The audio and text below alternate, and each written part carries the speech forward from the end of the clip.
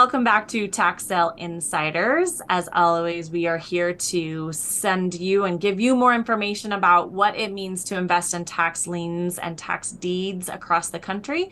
And I have our Tax Sale Resources CEO, Brian Seidensticker, again here. And hey, Brian, glad to have you Hi.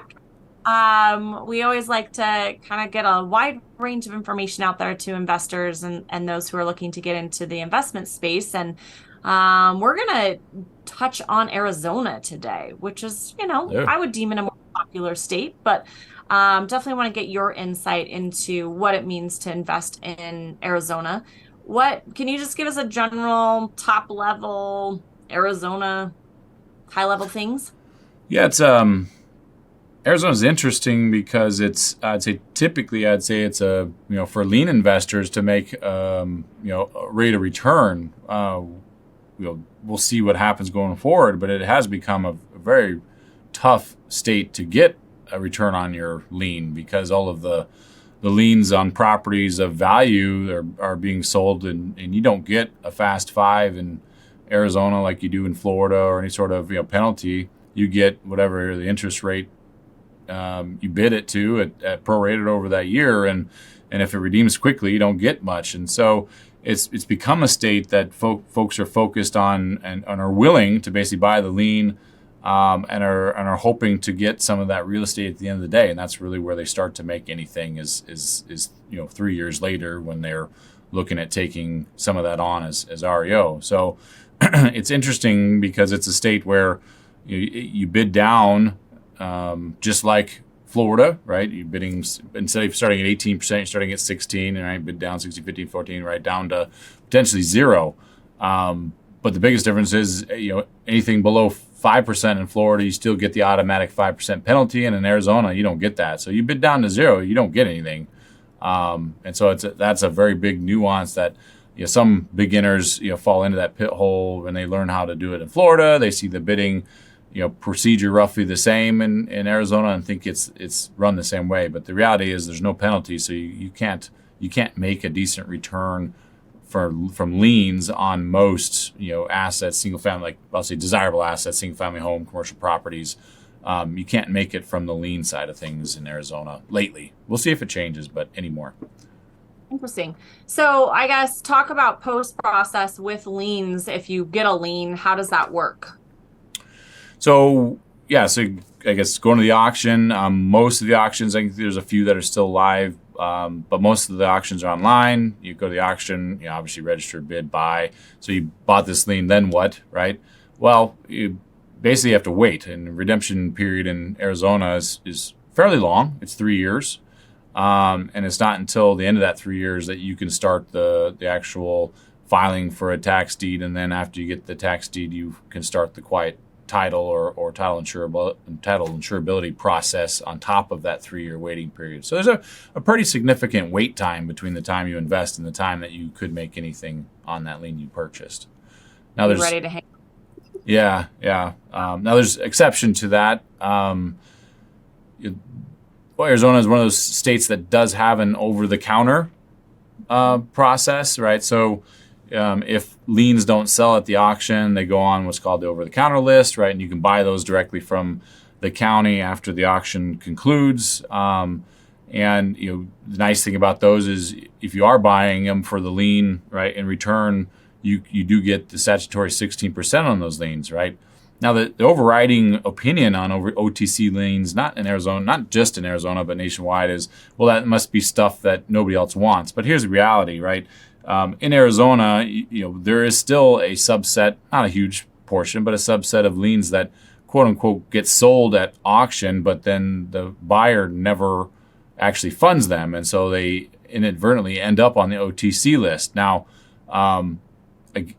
basically it's a first come, first serve. And so if you are looking to get decent liens in Arizona, basically one of my suggestions would be to try and get that over the counter list as soon as it's available after the auction, right? But there's some timing there, right? You're going to have to coordinate and ensure that the list that you're getting happens to have the most recent liens that didn't transact in the most recent sale, right? So you could go get that OTC list the day after the auction. I can tell you it won't include all of those, and it probably depends on how quickly the county gets those added in there. So call that part of your secret sauce. Reach out to the counties.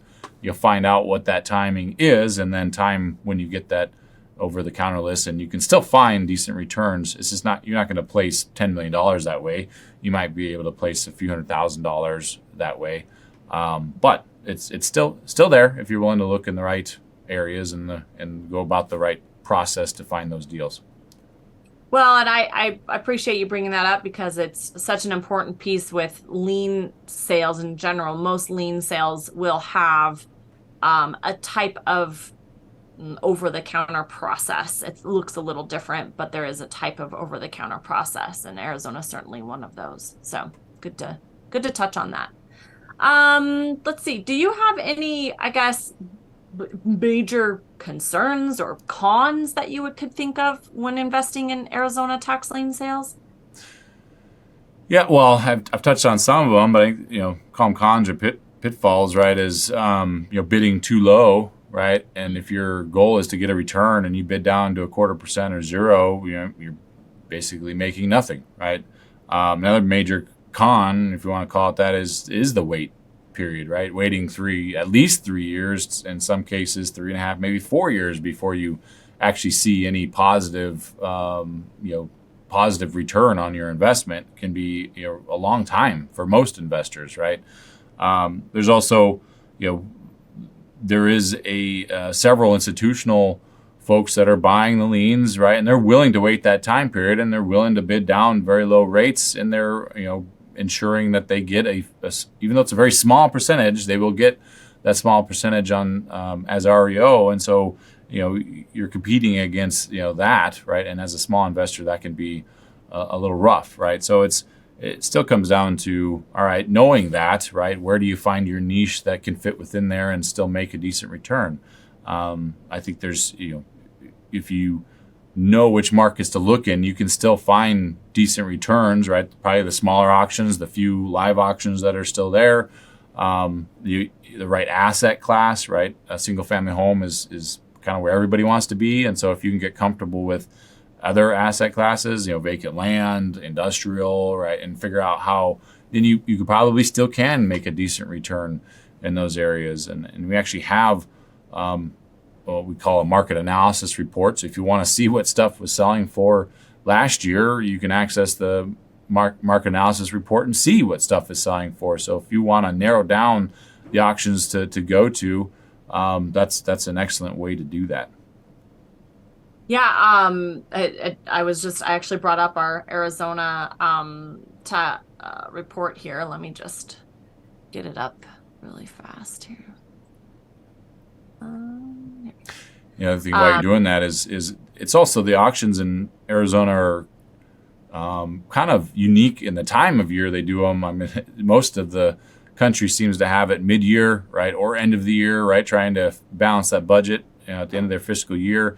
Arizona is one of those few that they get all their sales out of the way in February, right? So you can be an opportunity to attend some sales during what is typically a pretty dry spell throughout the January March time frame. So again, that can be a positive. Or if you're trying to take a vacation because it's slow that time of year, then that's right in the middle of your vacation, and maybe you don't want to go there as well.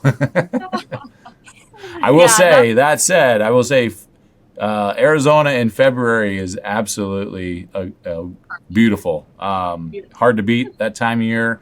I know there's only a few that are still live, but you may need a really good excuse to go see some of the parcels, in person.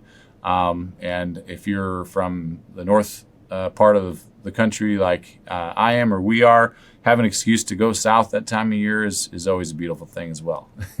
Indeed, that's so true. That's so true. I was also going to say, a con, but then also a pro for some people are the online auctions, right? Because it's heavy. There's only 16 counties, and I would safely say that probably 90% of those are online, and that's can be a con because of competition, but can be a pro because it allows everyone to compete. But that does not allow you then to go, visit, I guess. So if you're just doing online auction.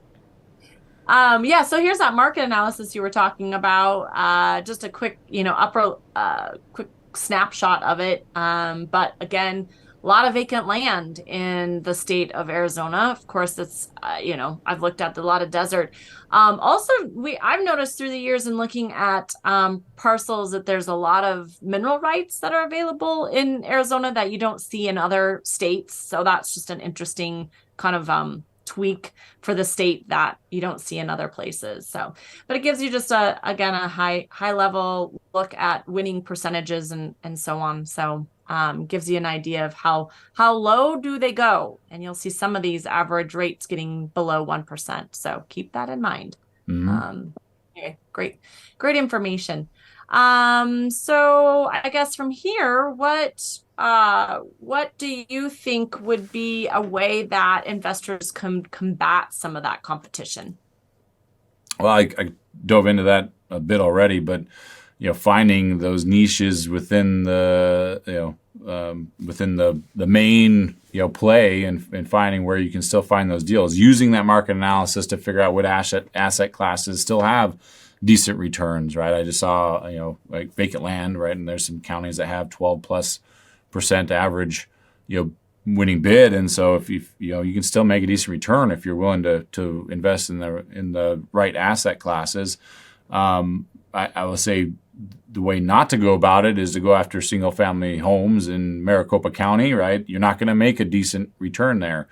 If you're willing to wait, the 3+ year period, right? You might end up with some REO, right? But I will also say it's a very, very small fraction. I think it's less than 3% of liens in Arizona become REO. And so if you only have a budget to buy a few, then playing the REO strategy is probably not the best, right? So all that said, there's still a way to make a return. OTC, as I said, right after the auction, you can do it that way.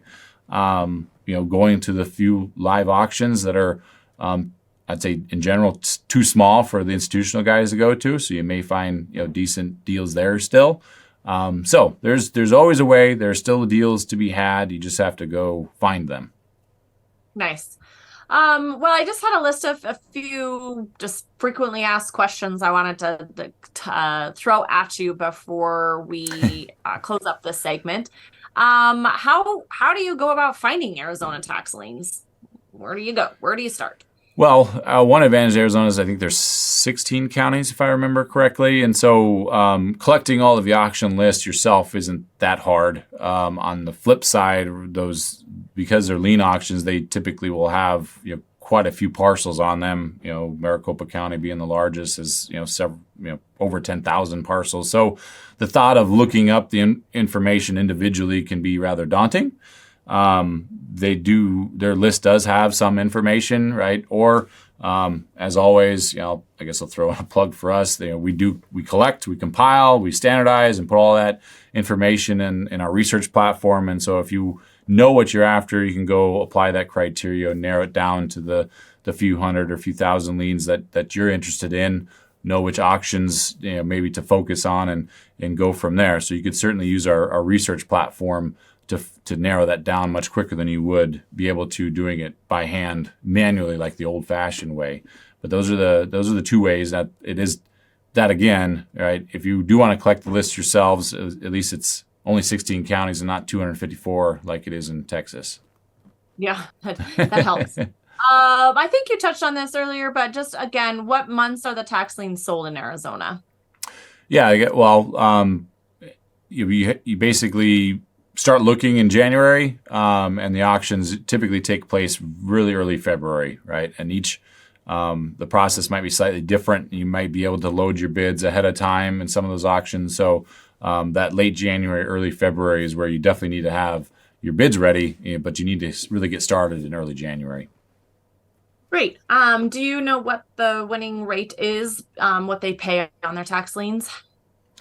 Well, it's a bid down method, right? So it starts at 16%, and if you buy an over-the-counter certificate, it'll be 16%. But other than that, it's what you buy it for. So again, if you bid it down to 1 or 0%, that's what you're earning. You're not getting a 5% penalty like you are or any penalty like you are in some other states. So just keep that in mind. Whatever you bid it down to, that's what you're getting. I like it. And when do you foreclose on liens? Well, it's a 3-year redemption period, right? And definitely reach out to an attorney. We actually did a great interview, and I'd highly recommend going and watching that interview with Mark Manoyle on the process. It is, I say, rather deep. It's over an hour long, but he goes through every step of the process in detail. When you can, when you have to, do all of those things. But it's toward the end of that redemption period at the 3-year mark.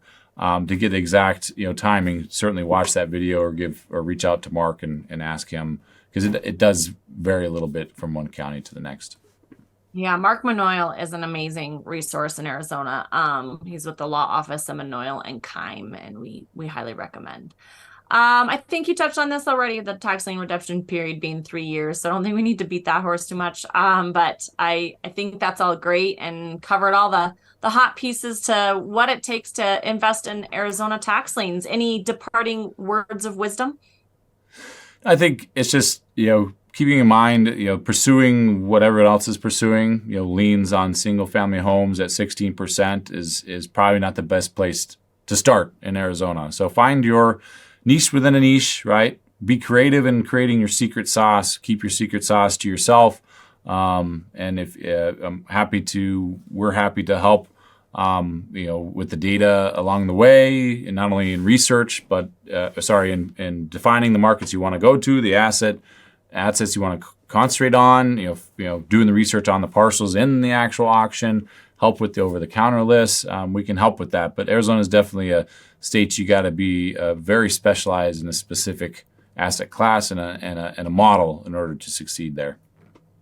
Well, awesome. Well, thank you so much, Brian, again for coming on and giving us more information and touching on the state of Arizona, and including nuggets like go visit in February. It's the best time to be there. So, Well, absolutely not a problem. Thank you very much, and good luck, everybody. Yeah, happy investing out there, and thanks for joining us. Be sure to keep checking back for more videos. Take care.